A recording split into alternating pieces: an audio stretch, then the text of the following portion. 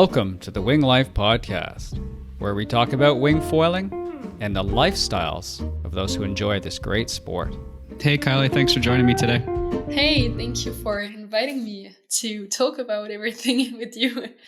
Talk about wind. So we were just chatting and you said that you had a good day because you're on the water already? Yeah, I have been out at my home spot, so pretty lucky I got the conditions because in France, it can be tricky to get the wind you'd like to. It's not as if we were in Brazil or it can be pretty gusty or nothing. Okay. Whereabouts are you in France? I'm near Marseille. Do you know maybe this place? It's like the south of France, and it's close to the. It's actually close to the spot where they will run the Olympics this summer. Cool. So my home spot is called Carry-Lorouet. So it's really not famous at all. It's like just it's my home spot because I started windsurfing there. So it's a sailing club basically, but I really love going there, even though the spot is really hard and it's really gusty and shifty. Like it's really insanely shifty. Okay. But I still love to sail there because it's like my roots, and yeah, I enjoy the watercolor, the landscape and stuff. It's really like my place to wing. Oh, nice. What, like shifty, meaning that it's always changing directions, and how gusty is it? Like on the forecast, it would say there will be around 20-25 knots, and you would get from 5 to 35. Oh, wow. And it's okay. So it's like you can see like white caps in the bay because it's quite a narrow bay. It's like, I don't know, 500 meters wide, not more. And it's really it's really tough because you really have to read the wind, and you really have to pay attention where the gusts are coming, what direction and what strength as well, to make your way, for example, back to the beach. You really have to be a good sailor. How do you find that's helped your progression in wing foiling and then going to compete in different locations? Is it good working in somewhere that's a lot harder? Yes and no. It's really, on one hand, it's like it helps you improve a lot in terms of like you really have to pay attention to things which are not your gear and yourself. So you really have to look around, and this is something I believe that in winging, it's still something that we're not really able to do. Like we're still really focused on ourselves, our gear. And for example, if you are winging around in some easy spots, you will probably notice people which are tacking or jibing without really paying attention if there's somebody coming close. So I guess that my home spot really taught me to read the wind and to also check who is around, what can I do at this moment, because it's so narrow that I really have to look around if there are boats or if there are other wing foilers or whatever, and also to come back home and to go back to the sailing club. I really have to take every gust and really not miss one, because if you get into a patch of no wind, then you can be stuck for at least 15 minutes before having another gust at that position. So, yeah, I guess it really helped me improve in racing for that, but more when I was a windsurfer. I mean, how did you get into wind, and when was the first time you kind of found it? To go back into your history a little bit. Yeah. Well, I started windsurfing at 9 years old, and I'm now 22. So yeah, it's been quite some time. My dad was windsurfing, but like the fun way, he's now 60 years old, so he is one of this people who like got to know the beginning and the boom of windsurfing. So he really got into it, and he was trying to shape his boards and stuff. He was really interested into the gear and the technological aspect of windsurfing, and also the pleasure of just being out on the water. And so when we came back to the south of France, when I was like 4 or 5, well, he started again to windsurf, and then naturally I got into the sailing club of my hometown, and that's the way I started windsurfing, and then started competing the year after, or maybe two, and then I've always Oh, been no way. competing for my whole life, basically. Oh, that's so cool. How are your first up hauls and stuff? And can you remember like how difficult it was to get like your first goes at that? Because for me, it was so hard. Yeah, well, I mean, windsurfing is really tough to learn, and Yeah. it's very technical. Like it's way harder than winging, I guess. And like winging is really technical as well, but you can easily take like you can easily enjoy your first sessions. I mean, if you have a little bit of water sports background, it's easier for sure. But Yep. windsurfing, yeah, I can't remember really how much time did it take me to. Um, yeah, I guess you had your dad with you and stuff, which would have been a pretty fun yeah, yeah, of experience. course, That would have been because pretty he would cool. come. Like we Yeah. would go. I would go 3 times a week to the sailing club, and so I would get one training on the Wednesday afternoon, one training on the Sunday, no, Saturday afternoon, and we would go all together. Even with my mom, we would all the three of us go windsurfing at the sailing club on Sundays. So their weekend, they had to spend it with me somehow. So yeah, and but it was a really cool experience, and to have this, the fact that it was a family affair. Well, it was really Yeah. nice and pushing me to go even further, because it was the same passion. And I was really lucky because it's really like his main passion. Like his whole life is turned around water sports. And when I was a kid, like from 10 to 15, I think, we would go to Bonaire. I don't know if you know this place.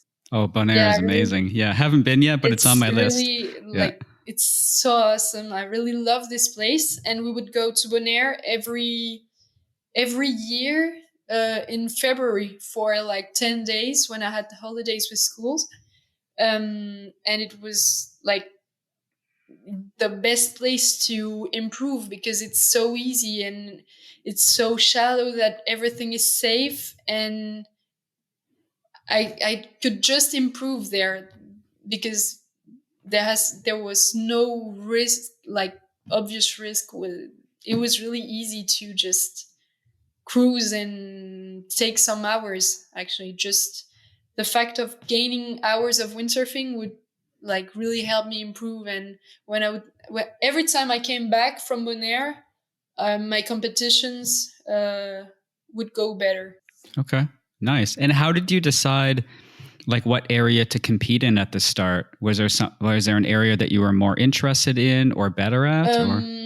Well, in France, and especially when you go into a sailing club, like a sailing club, there are boats, there are windsurfers, but windsurfers are a minority, actually. And so Hmm. they, like a club normally brings you to the Olympic kind of formats. So I started on the Okay. techno one design. It's Oh, beautiful. like it's a big board with a dagger board, and a big sail as well, and it's just like going upwind, going downwind, but it's really regatta. It's not speed or whatever. It's like it's regatta like a boat would do, but you're just on a windsurf board. And then I started RS6 when I was a little bit older, which was the Olympic windsurfing board until 2021 in the end. Okay. And so yeah, and then it changed to IQ foiling, and then that's how I came to wing foiling, because I I felt like I needed something new. And it was, I saw everybody going into wing foiling, and I was like, whoa, this thing, it looks super fun and stuff. But to be really honest, the first time I tried the wing, I was on a big board without a foil, and I hated it. I thought I would never do it again, because I couldn't understand how to put the wing, because coming from windsurfing, I wanted to put it like vertically. You know what I Vertical. mean? Yeah. Yeah. So I was like, no, I'm never going to do this again. I'm fed up with this. Bye. And in the end, I started wing foiling and didn't windsurf again. Well, only 1 hour in 2 or 3 years now. So I guess don't tell your dad that. no, but my dad is winging with me. Oh, Yeah, is he now with you he's too? not Okay, good. windsurfing anymore. Yeah. He's only winging with me. Yeah. And this afternoon he was with Nice. me as well. So Oh, that's yeah, that's exciting. so cool. Nice. How did you find like the progression in winging? Did you find it accelerated quicker? Like your first foil flights, how were they like? Or what were they like? Sorry. Well, it took me, I think, one session to learn how to fly. Like the first time, I only took a big board and the wing, but it was like really a long time ago, and a long time before I even started to believe into wing foiling. So my real first session, when I took a board with a foil, I guess it took me like 1 hour to fly, because at the beginning I was struggling to position the wing and stuff. But in the end, I knew how to windsurf on a foil. Like I had done some IQ foiling a little bit and stuff, so I was quite comfortable with the foiling thing. But it was just, Okay. it's hard to, from my side coming from windsurfing, it was hard to position myself without foot straps. And you know, when we started, we would all take some very big gear, like a 120-liter board, 180, no, 1080, no, 1800, 1800? like an Yeah. 1800 1800. foil, Yeah. which is Yeah. massive. It's really big. And Yes. and a 6-meter wing. And in the end, it was okay, because my home spot is so gusty that when a gust was coming, I was like, okay, now I will go. And in the end, I managed to fly. So I was really excited with that, because it's really not the same as in windsurfing, because flying is in winging is really like you are so much more above the board. Like you really feel like flying. As in windsurfing, Mm-hmm. you're really close to the gear and attached, and it's really not the same feeling, I guess. Well, that's the way I feel actually. But and so Mm-hmm. yeah, but in the end, um, I think this time I think I only flew on one tack, like only starboard, I think, because because I'm goofy. So It's so yeah, hard, it's eh? really, and I Yeah. didn't even like I'm not snowboarding, and I'm not really good at surfing, so I really didn't know that it would be so much important. Like it really does matter a lot in the end. Like your abilities are really like related to that. Actually, it's really bizarre in the end. And Yeah, you can do a lot of cross training for that. Like snowboarding or all of those kind of aspects of things could help relate, because I'm a regular foot rider, so I ride left foot forward, so I can surf bigger swell on my left foot. But if you put the right leg in front, it's like I'm learning all over again. Like it's so difficult, especially at the beginning. I guess it's good to train. Yeah, of course. I mean, I'm training this kind of things now 2 years later after I started. So yeah, it's really weird. And it wasn't something, I mean, it was pretty new at the time. Well, I'm not one of the first, because I started in 2021, I think. Yeah, 2021, like summer 2021. So clearly the sport was already pretty consistent. But still, it was still pretty new to everyone. Like, you would have some riders, like, I guess, most of the girls on the tour already winged at that time. But I mean, if you ask somebody in a sailing club and stuff, it's pretty new to them still. So yeah, it was hard to find somebody to give me some advice about how I was supposed to actually jibe, because coming from windsurfing, I would go front side both way, like I didn't expect it would change something. Yeah, it's I was so surprised of how how surf style you needed to be, and then even all you needed to do was move your head. Like just moving your head initiated a turn. I was like, exactly. Whoa. Windsurfing was really different. You would the mast would change a lot in the end. Without having a mast, it's really not the same. But yeah, coming from racing, the position is pretty the same in the end. I was easily able to race on a wingboard, because it was, I don't know, the position was pretty much the same, and I wasn't scared of speed. Okay. I was able to push the thing pretty much at the beginning, and then everybody improved, and so it became harder. What kind of speeds were you hitting windsurf racing?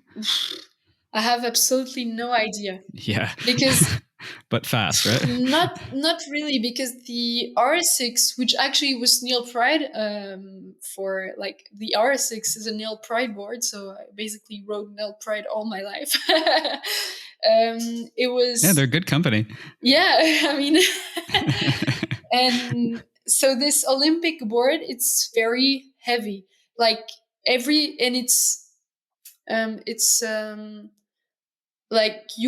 You have only one sail, so the board was 255 liters or something like that, so a boat basically.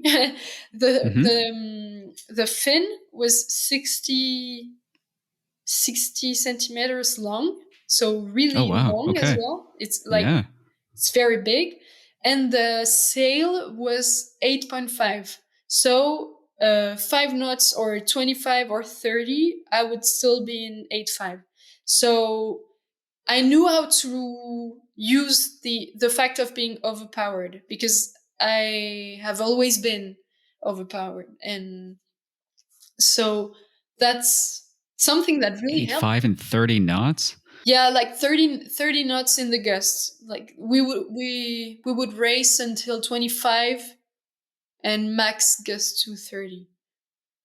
But it did not happen that often to me. Well, maybe in Garda Lake, but how did you enter into competition, I guess, in the GWA? When did you feel that you was that always a goal, or was that something that you just came across? Well, I'm pretty competitive. So when I my transition to wing foiling was actually well, it's not very common, because I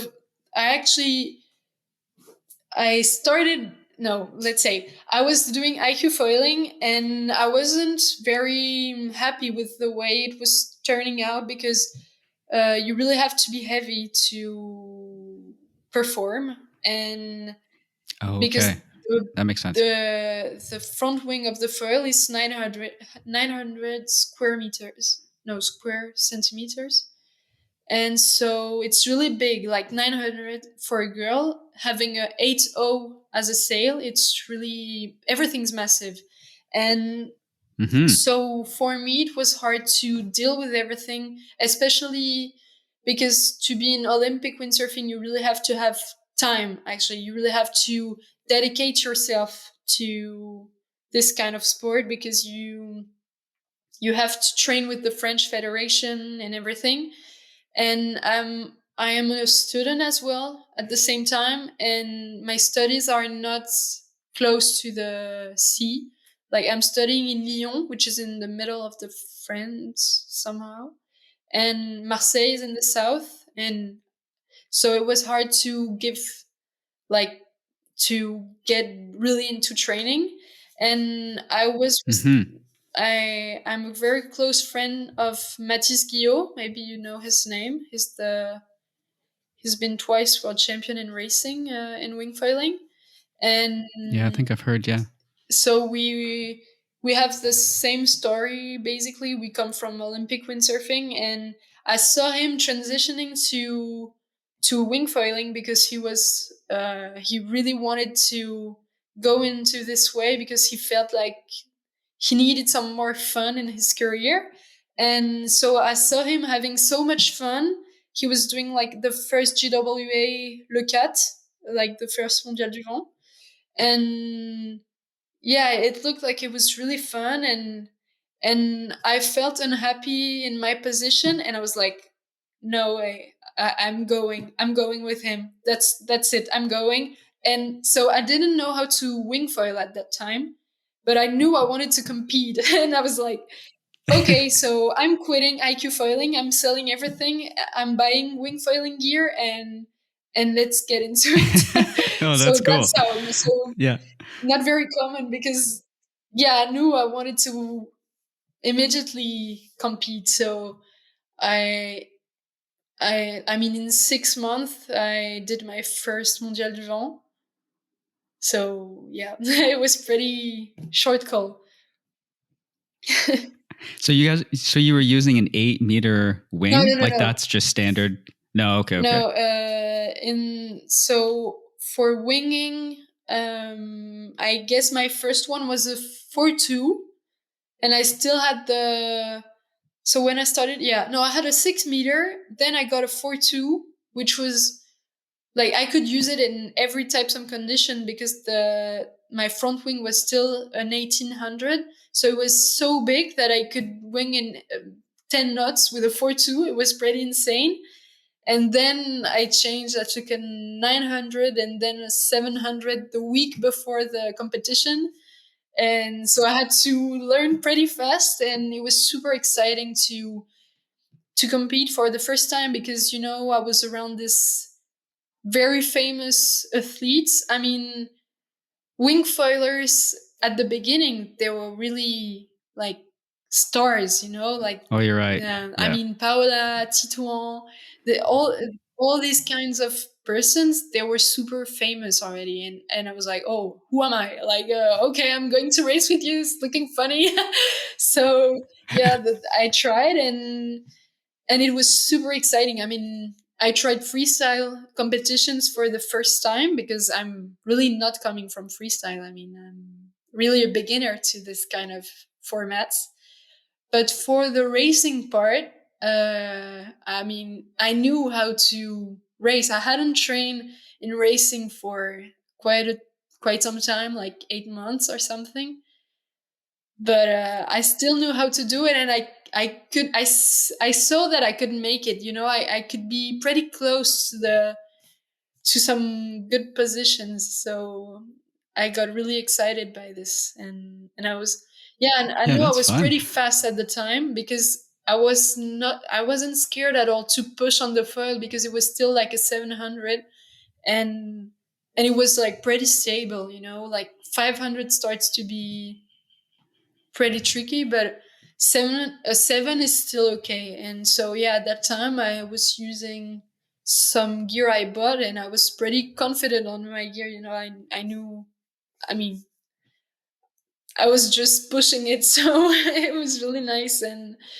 And yeah, I had a really fun first experience because yeah, I was always super fast on the first reaching, and then maneuvers would make me fall, and I was not very comfortable yet. But I mean, of course, I had only been wind coiling for 6 months and only maybe 2 or 3 months on a 900 and 1 week on a 7. So Oh wow, it yeah. went fast. Everything went So you, fast.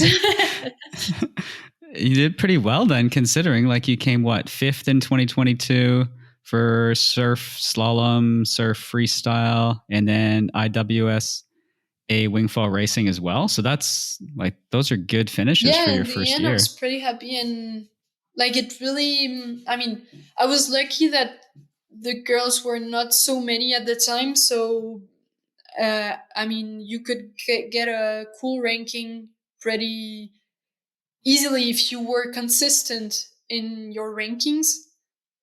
Like if I was doing 5, 5, 4, it was pretty okay. So no, but I was really excited to see more because I mean, the first season it's always like you're discovering the thing and you're trying Yeah, to that's true you're actually. asking yourself if you're even liking it because it's so new that I mean and it's so new and so different that what I've known that I had to evaluate as well if this was something I was accepting to dedicate myself into. Did you like the racing component better? Did you like the freestyle component better? You think in waves? Like, which do you find so far after being in it now for a few years? Like, which do you prefer the most? My preference is obviously surf slalom, free fly slalom. Changed the name, so free fly slalom now, Okay. and because that's, let's say, it's something that I've never known, but it's pretty similar to something that I have always known. So it's something new to me, so more exciting and funnier. But it's something that I was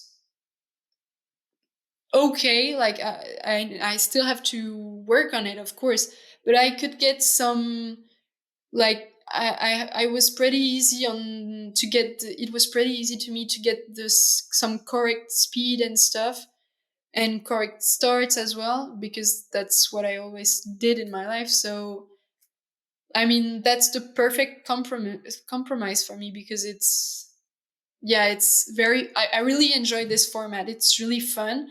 Like it's my best memory in this format is this year in Brazil, in Combuco. It was pretty tough because in 1 minute and 30 seconds we would do like we would have 9 marks to go around. So imagine 9 marks in like 1 minute 30. It's really insane.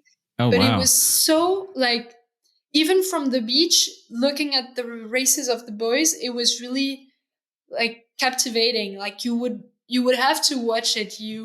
It was really spectacular because everything was close by. Like you would wait for your race on the beach. So it was really just, it's Brazil. So you're like in your bikini enjoying the life. And then, oh my God, in 3 minutes, I'm out and zigzagging in the bay.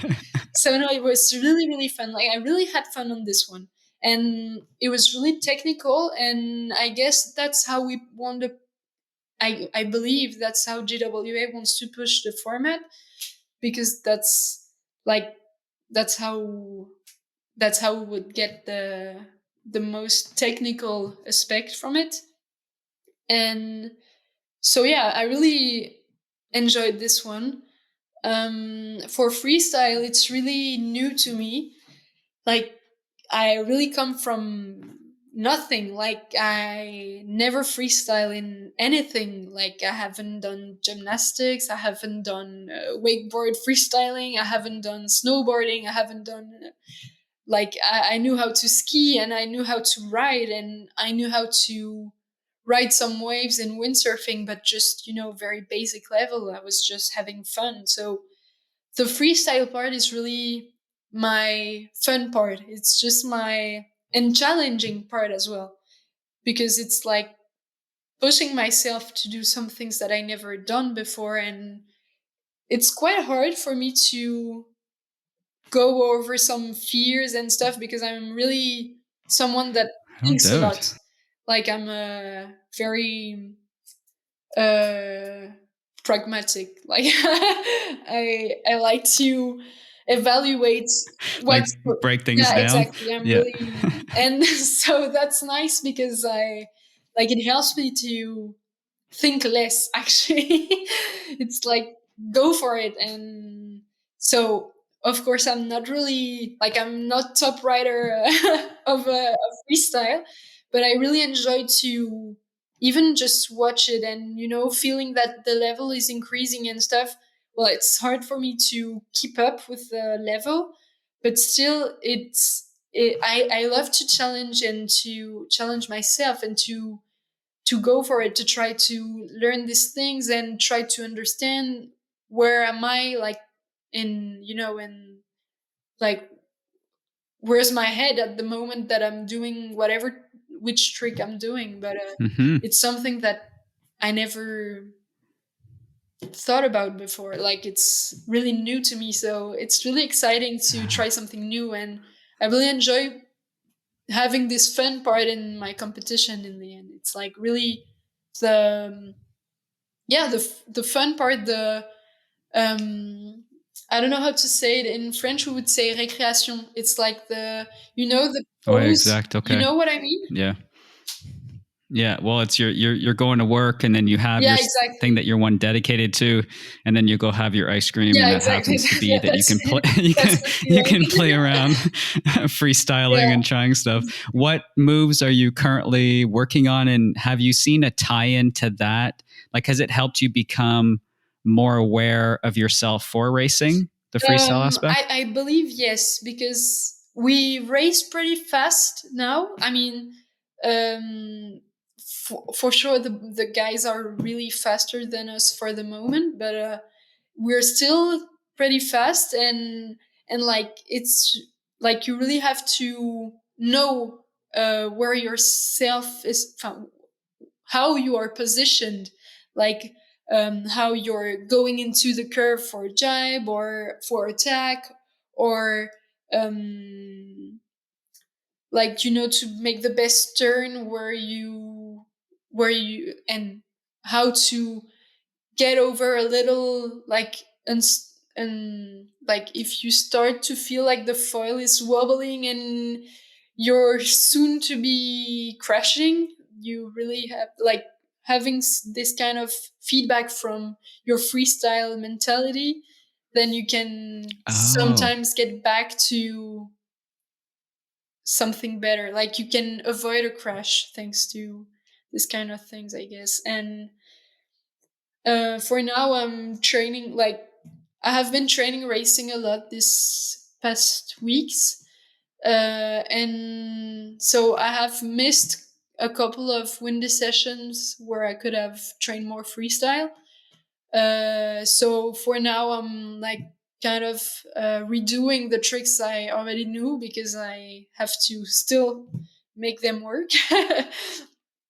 And that's true. yeah, because I mean it's really so new that I really have to always do them because otherwise I can really forget them. So then I tried the backflip kind of like this summer, and I tried, actually first time I tried was more than a year ago in Brazil, in Jeri, so in 2022. And then I completely stopped because winter in France, you don't get so many times the occasion to try. So then we went to Pozo and then to Fuerte, and I saw the girls all sending them, and I was like, okay, I have to do them again because otherwise I'm screwed. So I Yeah. tried again and never landed though. So I'm still working on that, but it's really like at this time of the year in France, it's pretty hard to get everything together to make it, because it's you have to have a little ramp, but you still have to not have 40 knots. And my like the south of France with the Mistral, it can be really, which is comparable to Tramontana from Gruissan and stuff. Like it's really on off. Like it's whether you have 35 up to 40 knots, whether you have 5 knots or 10 or Okay. So yeah, it's pretty hard to have the opportunity to train consistently in freestyle if you're not abroad. And I'm a student, so I cannot really move around like I would like to improve. So yeah, I have to, but I'm happy to be able to do everything. I mean, that's how my balance works. So yeah. Yeah, that's true. Eh? You can slowly practice in all your different disciplines and have fun Yeah, and exactly. relax in one and work on another. And how was even the start of a backflip? Like, how was, like, you're still working on them. What do you think is going to help you land one? Like, where are you at now? For now, it's like my progression is really hectic. It's like, it's going up, it's going down. It's really, well, it's not linear at all. So okay. So like, all right, fair enough. My best attempts were like when you feel like you shouldn't feel the board touching the water. Like if you want to have a sufficient pop, you have to focus at first on your pop with like, you have to be high enough not to touch the ramp, because otherwise you're stuck. Well, you will not go high enough. Okay. Well, you will not have the turn already engaged. Like you will have to really do it yourself. And as I'm not even backflipping on a trampoline, I cannot really initiate the rotation myself. So I was like, okay, I'm going. So the best attempts were like, if you're not touching the water and just sending it and bringing, like, having, like, my advice are really not good, so don't take them. But I mean, that's everybody's listening. So that's how I did it.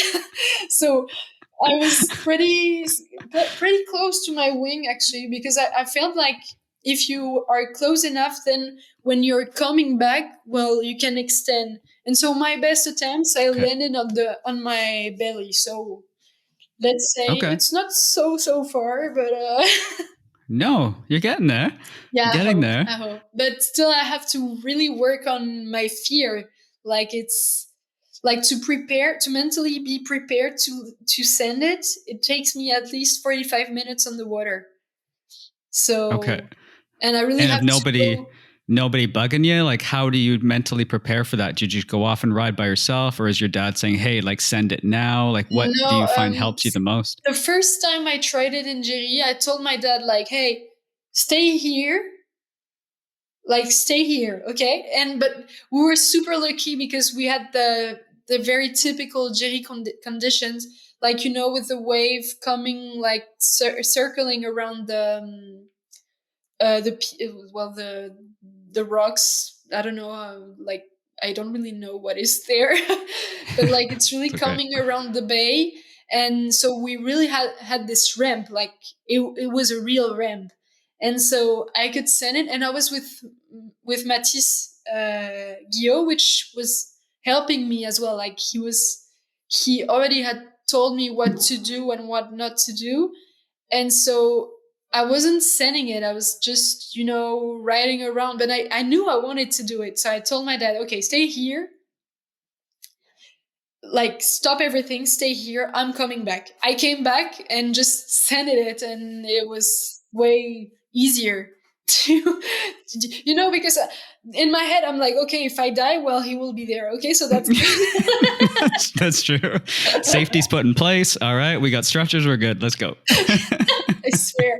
Or if I hurt myself, he will be there. I will get help. It's okay. So yeah, I have to work on fears, and I also have to work on letting go. And yeah, but that's funny because the people from wing foiling, they're so different from that. I mean, they're also so chill. They're just like Mhm. living life, And so my friend Vinny from Neilpryde and JP as well, and Bowen that you had on the podcast quite recently, they're Yeah. always joking about that because it's written on my face that I'm not a writer.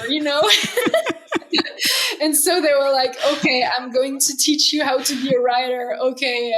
Because Vinny has this story where he has a good cat and a bad cat. Well, he had a cat which was super tidy, super respectful, that wouldn't climb on the couch and would really stay in a really nice cat position.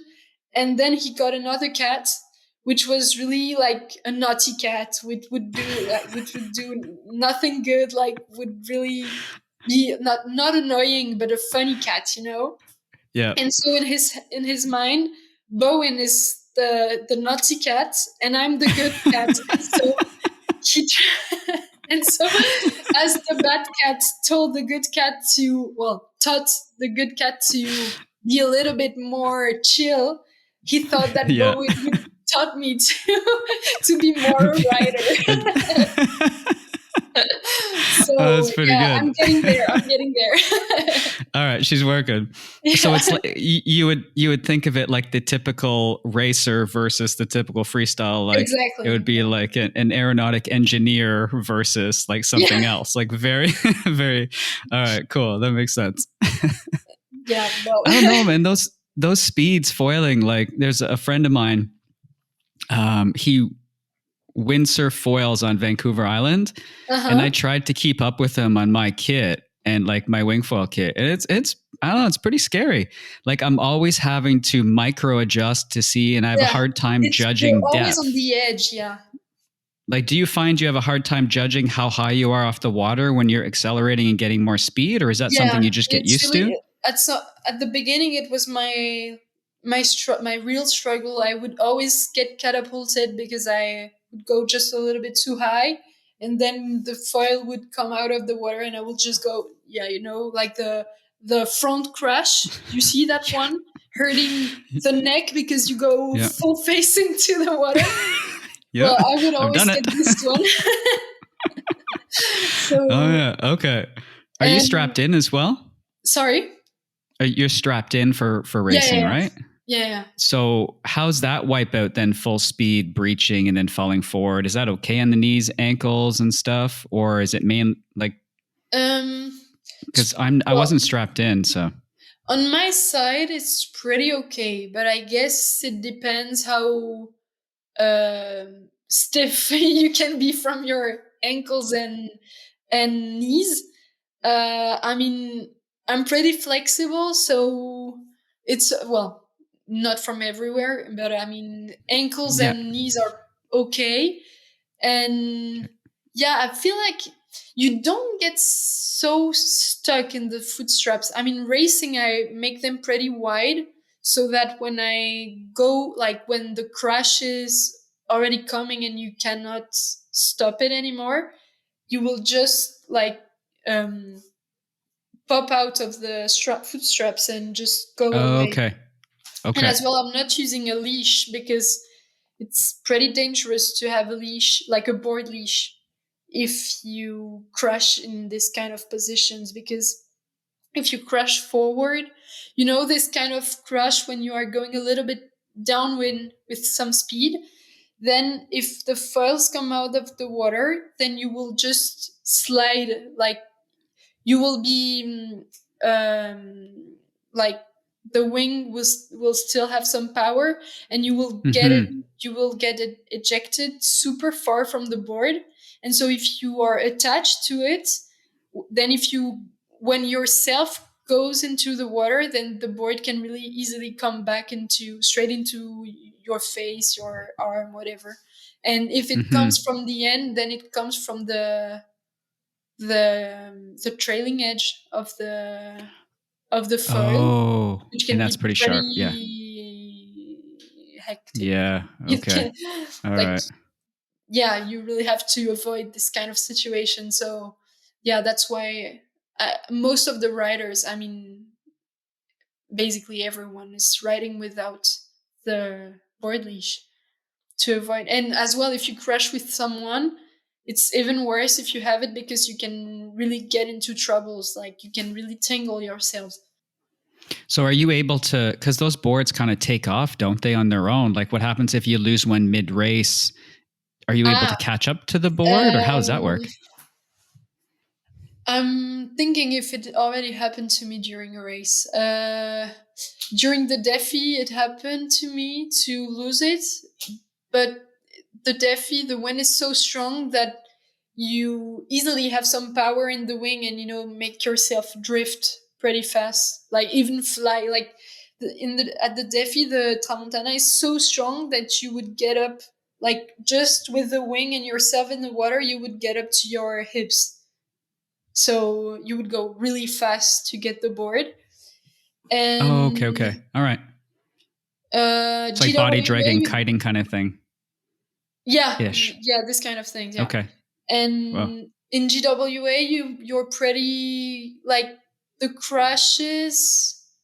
Well, it never happened to me to lose my board in this kind of races, because you're always almost, when you crash, most likely you're in a maneuver, so you crash inside the curve and you have the board around, if not okay. around your, like, if you can even have the foot into the foot strap.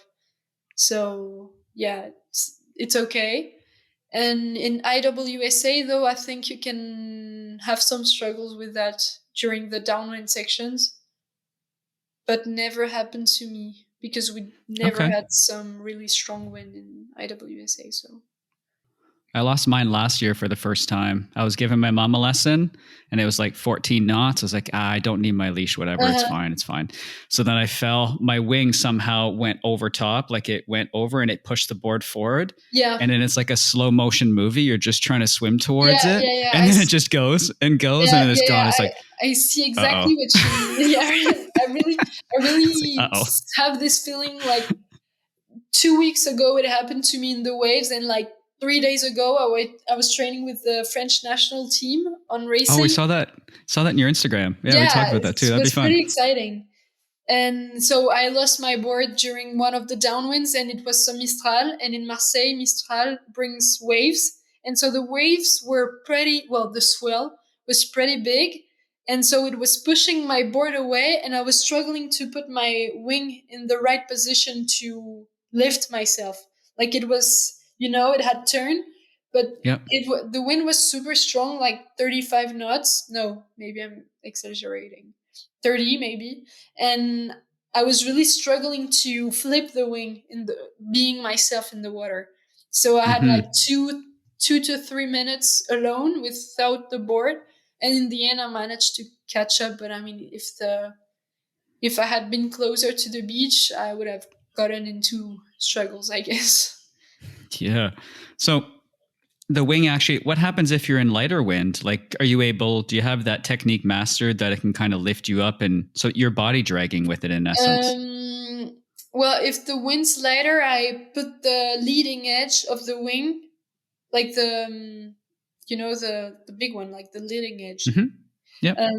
Is that I was like, am I saying the correct word? We're And good. you, Yeah. like, yeah, I just grab my back handle, like I flip the wing vertical with the leading edge in the water, and I drag Oh, myself like that. like that. Oh, that's interesting.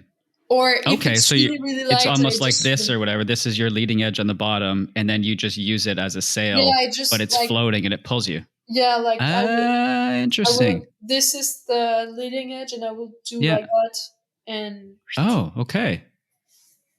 Because so yeah, that's actually a really, really good idea. yeah. Huh. It's Okay. sometimes easier.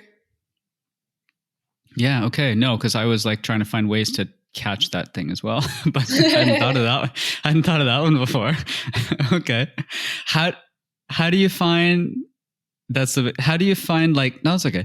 How do you find traveling with the tour? Like, is there a favorite spot that you've been to? And because that's kind of a cool opportunity, right? To see different locations and cultures. And how's that for other people or other women that are thinking that maybe they should try to compete as well? Well, it's really something new. Like, I've been competing my whole life, but competing to like this variety of landscapes, countries, and stuff. It's really, really new. Like, it never happened to me before to go compete in Brazil or in Abu Dhabi or whatever. And it's really exciting to see some new countries and especially new spots, because let's be honest, when we go for competitions, it's you rarely have the time to visit and to get to know the really local culture. Like, you will get the food, you will get the normal experience, but if you would like to go deeper into details, you will have to stay more, like, after the competition or whatever. But I mean, I think that's also related to the fact that I cannot move for a long period of time. I mean, Oh, because you're in um, school. Yeah, yeah, that makes I have sense. to keep up with engineering, and so I have to, yeah, I cannot move around like I would like to. Well, I'd like to be an engineer, so I mean, at least I'll do I see. both. It's a balance. Yeah, Yeah, it's yeah, a balance. exactly. And but I mean, no, it's really like I've stayed 3 weeks in Brazil this year, like in 2023, and it was really a magical experience, and Brazil is so enjoyable. Like, it's so relax. It's like, it's really crazy. Like, I it's really special. It's something that you would never get to know somewhere else, I guess. Well, I never felt this way somewhere else. Hmm. And you're just like enjoying life and riding in this amazing locations. So yeah,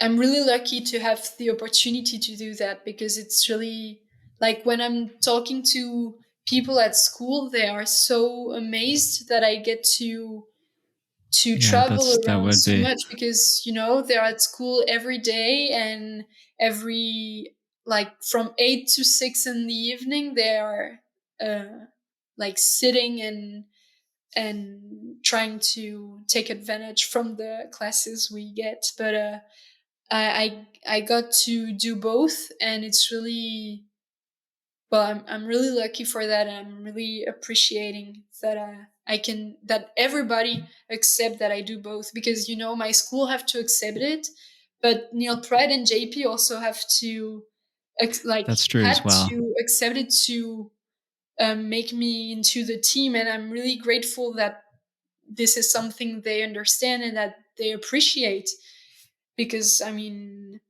I can also get some more, like, as I get more into the studies, I'm understanding more and more the gear and the I was sciences just gonna say behind. that. Yeah. And yeah, so that's really interesting for me. But I guess I can use it for some feedback and testing and stuff. So yeah, I'm really That's true. grateful that all the actors and even my family, they let me do both, because some families, especially where in the place where I live, it's really study orientated. And so yeah, I really feel like I'm lucky to get to do both, because it's really not so common in the end. Yeah, that's true. Actually, you either go right into that, but there's so many tie-ins, and working with the team and bringing that forward. I think that's a pretty cool opportunity. How did you meet JP, and how did you get into Starboard? Like, how did that um, kind of conversations start for you to get sponsored? I was already on the tour.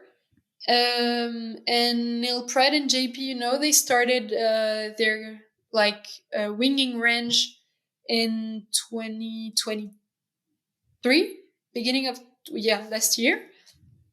So for them, they needed some riders to really promote the gear, because it's like we had to come into the market and do it good.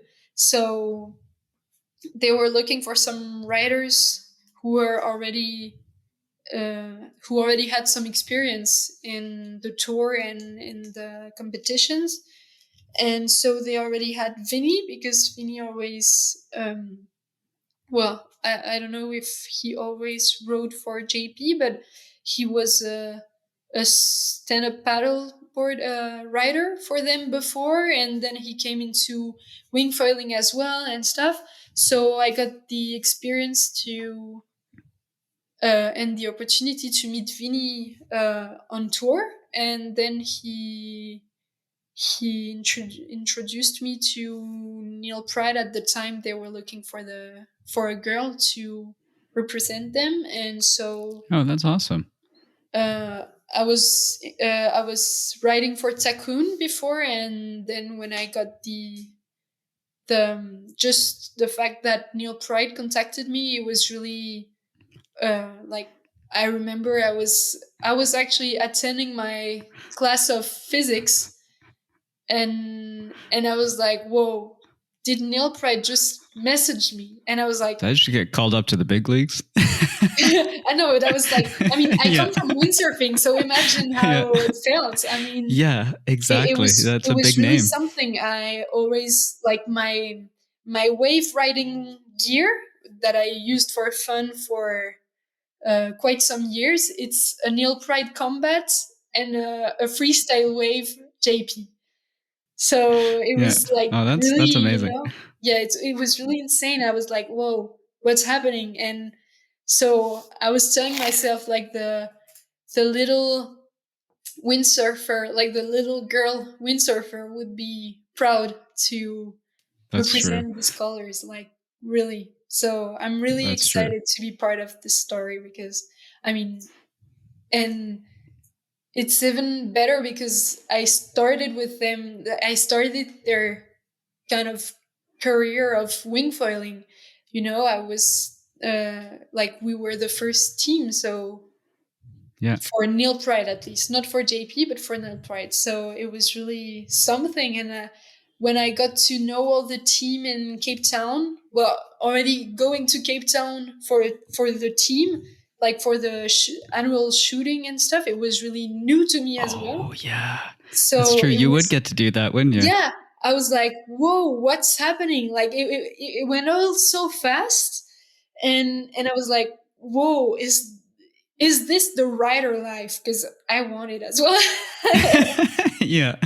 So I got to know all the team, and they're all super nice and super friendly, and they were really like, they really made me comfortable pretty quickly, because I mean, I spent 14 days in Cape Town, well, in South Africa, and in the end, I felt like I knew them before. Like, it was really, Oh, that's really cool when that happens. they're really easygoing, and I feel like it was really interesting as well, because there were the marketing team, but also the development team. So it was really interesting to get to know everyone, because when you get into a company, you have to know who to talk to.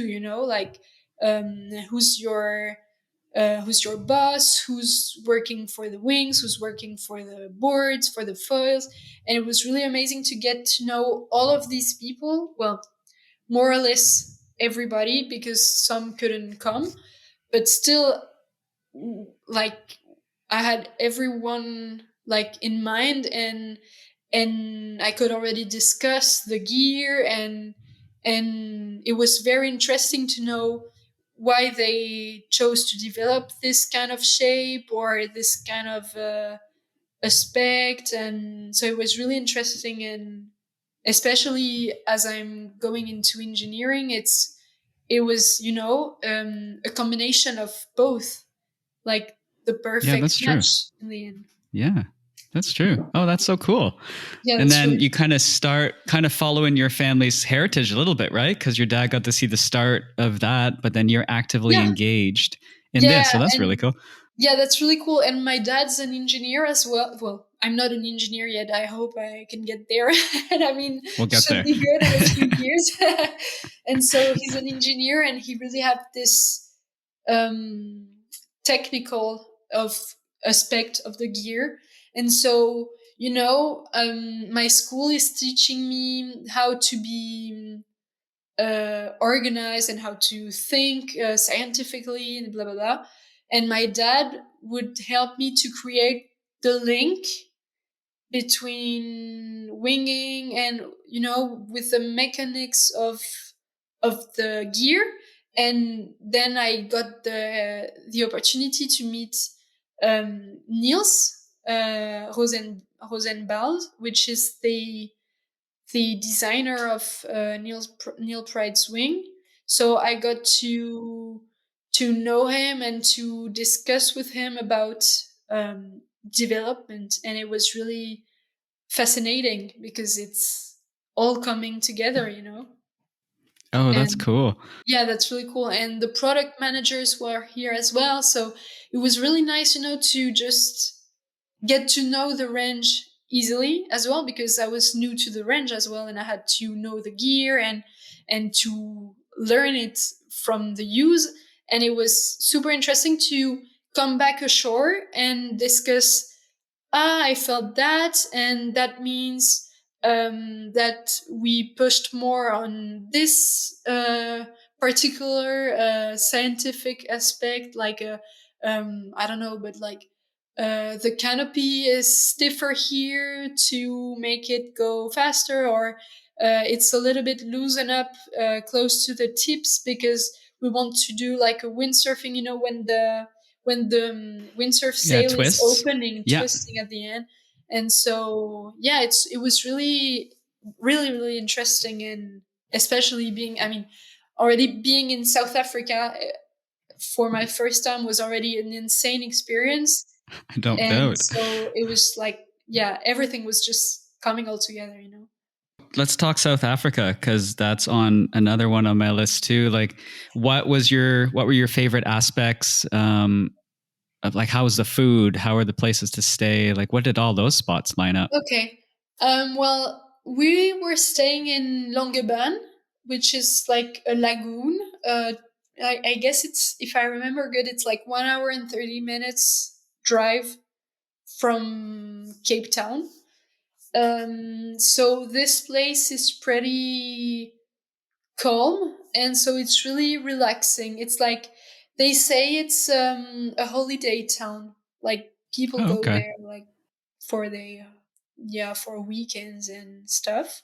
And so the lagoon is pretty nice because you can go around and wing around. And actually the first day I noticed, like, I arrived pretty late in the day, so the next morning when we went out, um, it was already breathtaking because I was trying the gear and it was racing. So I was pretty comfortable with.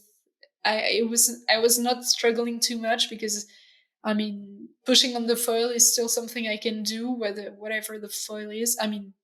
If the foil is very particular, then no. But so I got to know the gear this way, and we were going from Longeban, and there is this island in the middle of the lagoon, well, at the beginning of the lagoon, and there are some uh, Great seals. white sharks? No, Oh, I seals. Oh, hope okay. not. Some seals. And so I was Yeah. like, oh my God, they're swimming everywhere. What is that? What is this black head that is coming out from the That's water so cool, eh? sometimes? Yeah, it's really Yeah. nice. And they were like so close to us. And Yeah. And so then we had a boat filming, because we were producing the video for the foil, like the Swift Carbon. And we were going super fast with Vinny, and we were the two of us in the boat with Philip, one of the marketing team, which is like the boss of the marketing team. And I guess I can't remember. I guess it was Adam, the filmmaker, Alva Movie, I guess, if I'm correct. And so he's a windsurfer as well, and he knows pretty well. Like, he's really into it.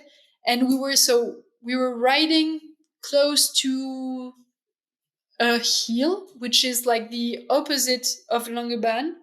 Like Langebaan is here, the hill is here, the island is in the middle, and then the lagoon goes up there, which, like, the lagoon is really nice and shallow there. You have Shark Bay, and then you have Kroll Bay. So we were riding towards Kroll Bay, and then we saw like thousands of birds um, riding, going around, but so low, like they were literally above the water and sometimes even into the water. And we would just follow them, and it was so crazy to race with nature. It was Oh wow, like that we would be were sweet. literally racing with the birds. It was crazy, like. And so for my first time there, first session, it was like really mind-blowing. I was just chasing birds. Like, it feels weird and sounds weird maybe, but it was like they were everywhere. Like, it was the sky, it was full of birds, and it was just crazy to wing with them. And they would sink in, like, no dive Yeah, into the dive. water and come out. And I must admit, I hit one, but Yeah. he dove. Do we say he dove? Yep, he dove. Yep. He dove right in front of me, and then I hit him. And so I'm very sorry. I want to apologize, and I still feel bad about it. And especially because Vinny is always talking about it. And so, yeah, but it was, I mean, crazy experience, like first session, and already seeing all of this. Yeah, Like, that's pretty special, eh? yeah, it really Yeah. felt special. And so we have beautiful pictures, like beautiful shots, beautiful. I guess we have pictures, but I think we also have videos about it, and it's like really insane because we're so close. Like, even the boat is into this mass of birds everywhere. Like, it's really, yeah, it was something. I will always remember this, I think. Oh, And that's pretty cool. yeah, so Longyearbyen is cool as well. Like, we rode in Kroll Bay. It's pretty chill. Like, the spot is very easy. It's really flat. It's really, like, the wind is pretty okay. I mean, it can be very strong, but you will always get wind. Like, even if you feel like it's 8 knots, it's not 8. It's more likely 12, and you can always wing. Like, it's crazy. You will always get to wing. And so we got some 40 knots day in which I used a 1.8, which is like, Oh boy. Little kitty wing. The thing is a tissue, like, it's Yeah. so small. But it was so nice. I was like, whoa, how can I ride with that? I mean, I come from R6. I had a 8.5 Neilpryde like racing 15 feet tall. tail, and now I had a tiny Neilpryde 1.8, and I was like, what's happening to me? Yeah. And so, yeah, was it twitchy? Like, how does a 1 point? Because I know when you get into like a 3-meter windsurf sail, for example, yeah, like it gets a little bit twitchy, right? But how's a 1.8? That would be so fun to ride. Well, a 1.8 is really, yeah, it's really weird. I mean, at first when you grab it, you're like, is this a toy? Like, is it even going to lift me? Because I mean, 1.8 square meters is like Là, really c'est petit, là. nothing. Yeah. Like the span of the wing would be smaller than me almost, or my size. I mean, never happens. Oh. Like I Yeah, have a fair enough. picture of the wing. It looks like a toy, and in the end, it was super fun. Like I think I might have played safe and put an 800 foil. So I mean, it's not as if it was a big foil, but Mhm. still bigger than a 600. But it was it was really fun. Like it's so reactive. Like you really have to pay attention to how you use it because you have to be careful with your like um you don't have to pull too hard on the thing. I mean, you really Mhm. have to pay attention how far you go in your movements and how like you really have to focus on how to put the wind into the wing because it will not compensate because it's small. So it's whether you use it completely, whether it's not working because it's so small that it will Okay. not get the wing slightly on the side, which will make you fly. So no. So you really have to be focused on that. But in the end, the wind was so strong that it was really okay. Like Hmm. it was as using a 2.5 when it's when the wind is strong. So it didn't feel weird. It was just easy. You can do whatever you want with it. You can just dance around, and it was super fun. I was like, oh, 1.8. I'm getting this at home now. Yeah. Use it in your like 35 knot days. Yeah, no, even more I think Yeah. because Yeah. 35 I'm still using a 2.5 and can go up to 45 basically. Well, So you're not looking being at comfortable. I'm not being way comfortable, but better. Yeah. So you're but looking at with the harness 45 and plus stuff. knots. Yeah. Yeah. Wow. Okay. All right. What tour stops are you looking forward to this year? All of them. All of Well, them, yeah? I will be on the GWA freestyle and slalom. So that makes me less stop this year than the previous. But I think I will get the opportunity to focus more on quality because last year I was doing slalom, freestyle, and racing. So it was pretty intense to balance everything because I have to go to school at some point as well. So Yeah. And I was study and yeah, yeah. I Yeah. basically had to move around every 10 days and for 10 days. So I spent my time doing packing and unpacking my suitcase and my board bags and so it was pretty intense but really happy with how it turned out. I mean, uh I didn't know if I would actually like make it more into school wise. I wasn't sure if I could make it to handle all of this, and in the end, turned out pretty well. So happy about it. And but I That's good. still wanted, to focus on something and to have time to train because if you move around every 10 days for 10 days, then you just compete basically. So Hmm. now I'm really happy that I focused on something and so that I get more quality time. I can train at home more. I can go around a little bit around my home a little bit more because I have some more time to spend. I don't have to think every minute about catching up with school and still being nervous because I'm not training. And so I feel like this year is going to be more balanced, and I hope that that's the way to for me to improve on my both freestyle and slalom. So yeah, I really hope I Okay. can make it. But Okay. for the stop, mm, I like. Well, I guess it's an unpopular opinion, but I like Mondial du Vent because it's at home. So I mean, the spot kind of looked like my home spot. Like it's really gusty. Well, not as shifty as my home, but still it's pretty gusty, and it's something that I kind of enjoy. Sorry to say it, but Yeah. well, it's Everybody something else is like, what? I swear.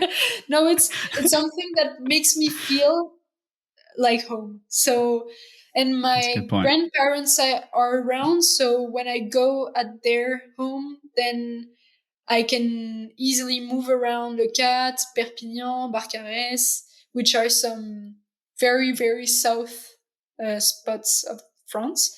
And so, yeah, that's why I feel, I guess I like this one because it makes me feel like home. And then I really love Brazil. Like it's really a place that I got to go already twice. No, even three times, because last year I went to Taiba, then came back in France, then went back to Jerry because I had some exams in the middle.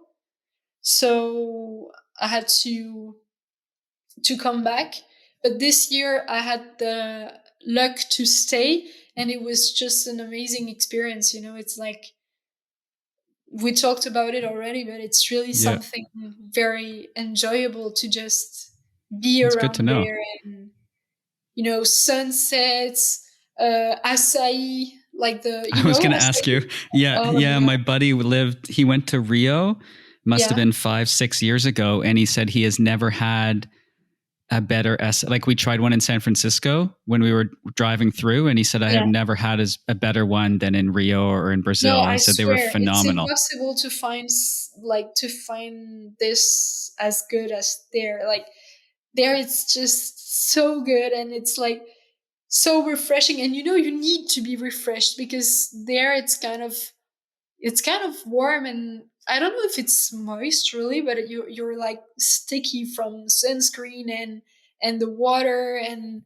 you're just like you have your acai and then you're good to go. Like it's the best thing. I swear I could eat this only. It's like so good. Like for my 3 weeks of Brazil, I've eaten one every day. Yeah. So it's really good. Oh, awesome. Awesome. So I guess you got a pretty fun year coming up. When's the next event that you're taking off to? Next event is actually Mondial Vivant, so Okay. then we go full scène. I think we have Le Cad, then we have Tarifa, and then Le Défi, which is Okay. the Le Défi is really intense. It's really one of the, like, you go to this kind of competitions pretty relaxed because it's like parties, and it's like Le Défi. It's really known for big parties and big, like, um community time, like you spend time with other riders and stuff, but in the end you end up doing I don't know, 60 kilometers a day, if not, I think Whoa. it's even way more, because I think it's like maximum 3 times. No, it can be 120. So like maximum is 120, I think, a day, and you come out from there and you're just like exhausted. Like really, you're so tired from your day. Like your your quads and um your basically all your legs are hurting as hell because you just pushed so much into it to control the foil for Oh, yeah, 40 yeah, yeah. kilometers a race and in 40 knots.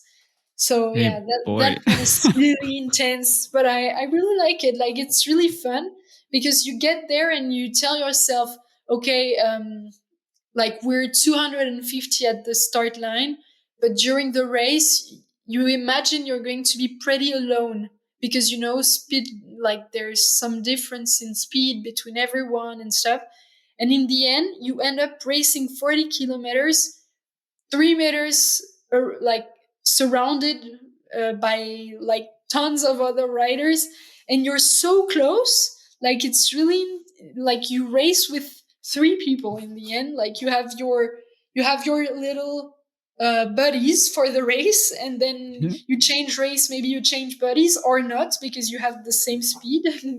So yeah, it's pretty. Yeah, this one is really funny, and I think people should try the Defi at least once because it's really something. Like it's a full-time experience.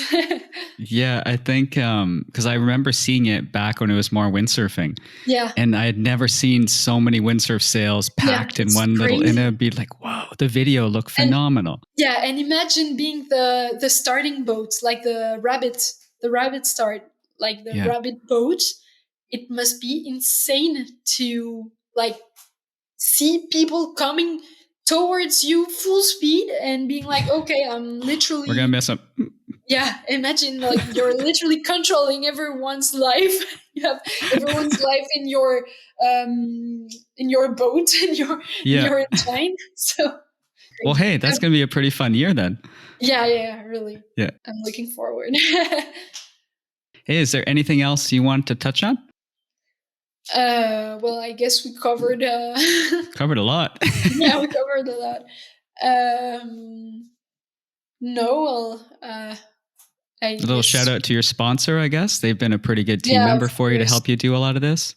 Yeah, I mean, without them, nothing would be possible. So it's really, I'm really, really thankful for them to power this adventure because it's really like I would never have expected to be living something like that, and I really I'm grateful that I'm here living that at this moment. Like it's really something never believed would happen. Like it's something that I looked at with my little kid's eyes and saying, "Oh my god, this looks so fun." And because Neilpryde also have some superstars team rider like Antoine Albo, Sarah Kita, and this kind of like I mean Yeah, those these are are like, some yes. legends, and I was just looking at them and I was like because Antoine Albo is French, so it's really someone that we got to know and that I met a couple times in regattas. And Sarakita was coming to Bonaire sometimes when I was there, and I was just looking at her and I was like, "Whoa, this woman, she's a rock star. Like she's good in everything. She's winning everything, and it's so impressive. And she's so nice, and she's just so relaxed, and traveling around.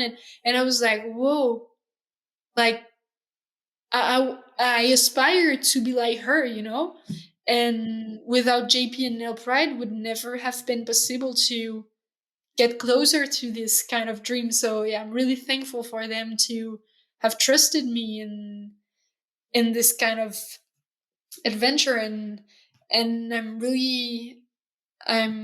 I hope that I can make them proud this year. I guess they were happy with my result last year, but I hope that I get to do it again, and even better, I hope. And yeah, I will be pushing for that, and yeah, I'm really thankful. So thank you, JP and your pride, for for your help and your support, and for the gear, because how gear oriented sport it's becoming, and I'm really grateful that I get to wing with so good equipment.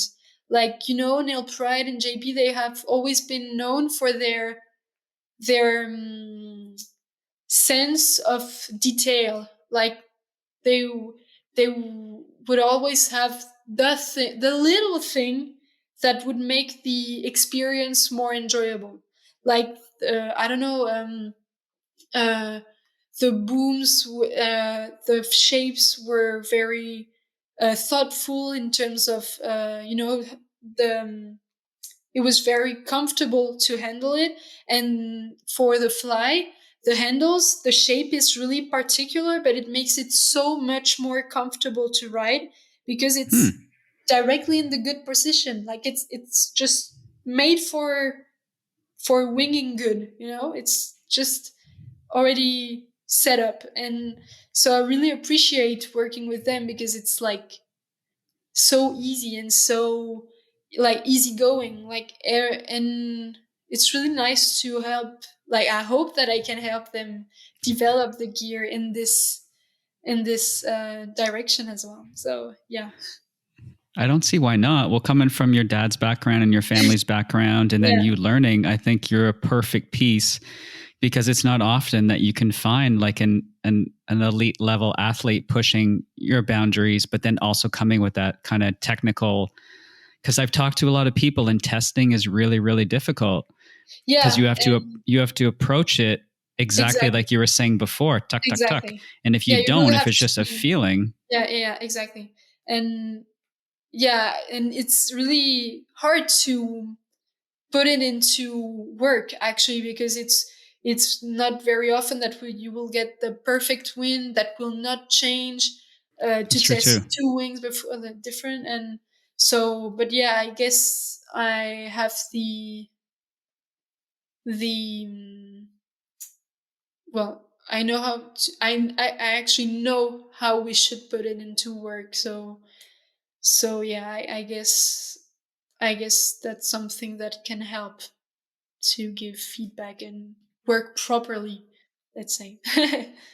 So, what's your favorite, before we wrap up, what's your favorite setup for windsurf? Because I want to know, because I still windsurf, and then also for wing. Okay. For windsurfing, well, unpopular opinion as well. I loved my RS6. I really loved it. Like, okay, it's a little bit a love-hate relationship, because the gear is so big that you are struggling. You're always struggling. Like the thing is super heavy, and like, but it was so good. Like I really loved it, and so it's Neilpryde. So I'm okay. Like the answer is correct. But no, on real gear, I really love the combat. Like it's, I have a few combats. I have one from 2016, and I have one from 2018, I guess. And I tried some quite recently, actually. And it's really like my go-to sail, because it's really maneuverable. Like it's quite like, it's performant, but it's still easy to approach. Like um the wave gear is normally quite understandable. Like as the freestyle gear, sometimes it's harder to rig it, actually to rig it properly, because for example the wizard, I tried it a few times, and as I'm not a freestyler, like not a windsurf freestyler, I didn't really know how to make, how tight to make it at the boom.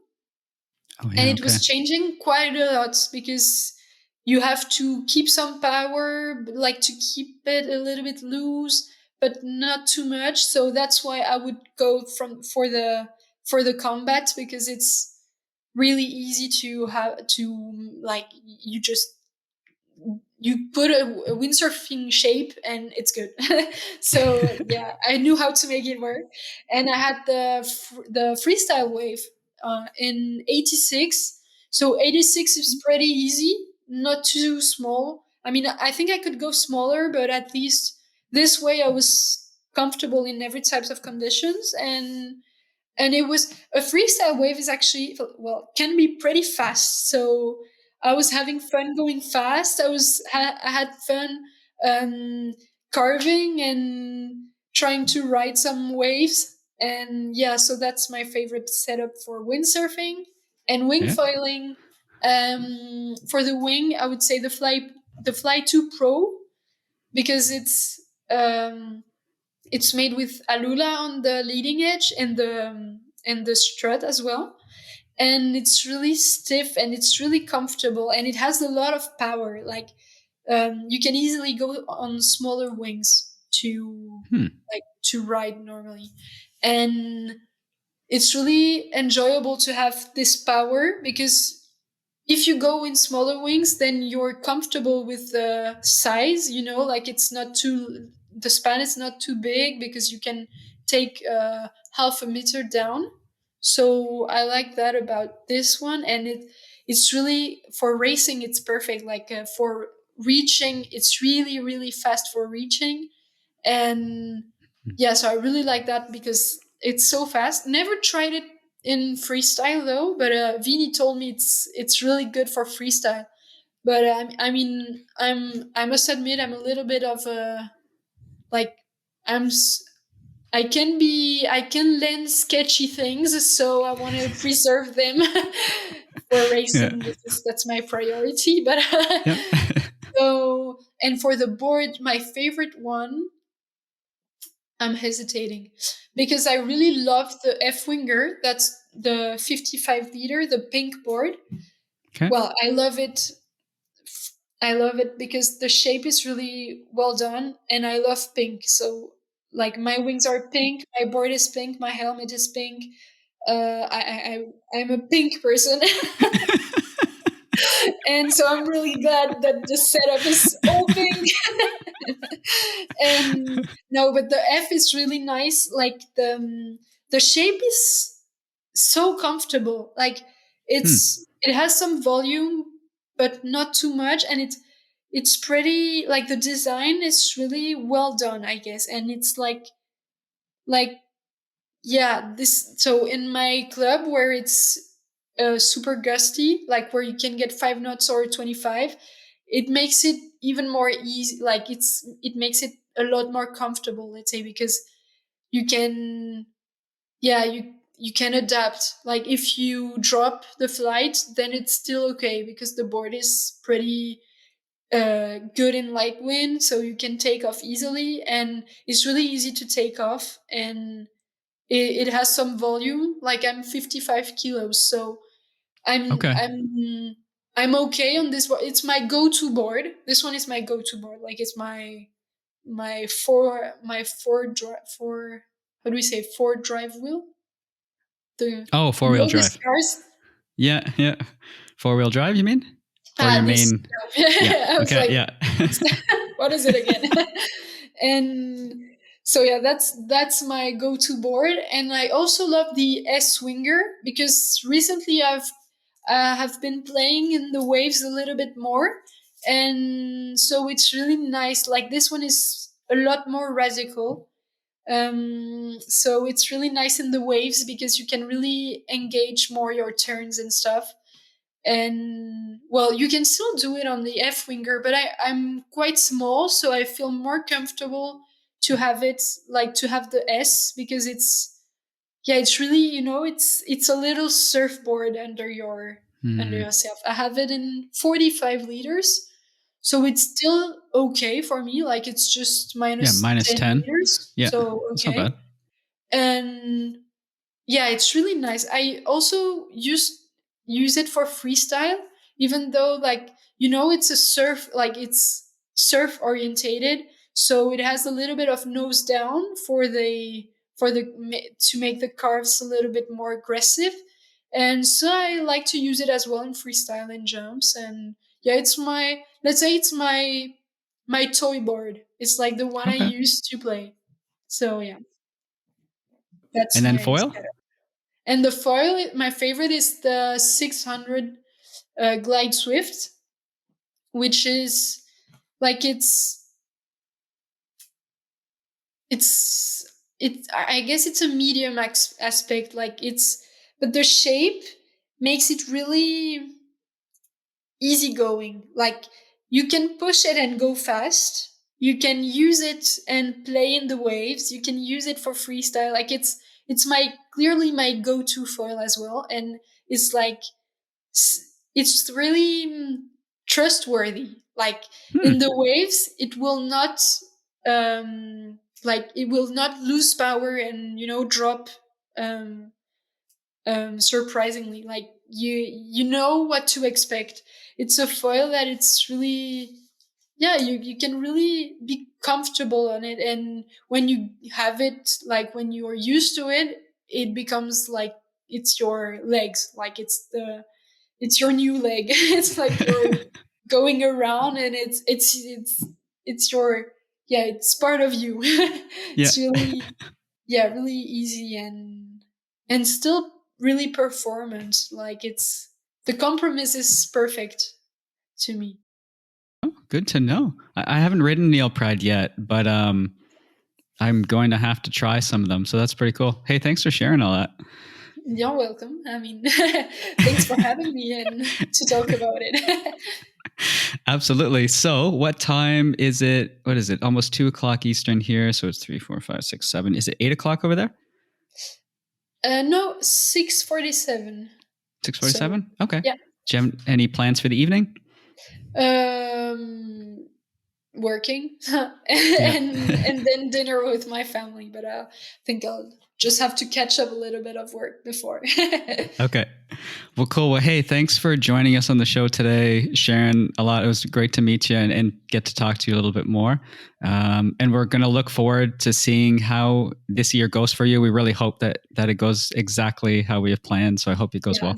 I hope to. Thank you for having me. It was a real pleasure to talk about all of this. And yeah, thank you so much. It was really you're a welcome. cool experience. Nice. We'll have to have you back on. So, and everybody at home, thanks for tuning in, and we will catch you next time.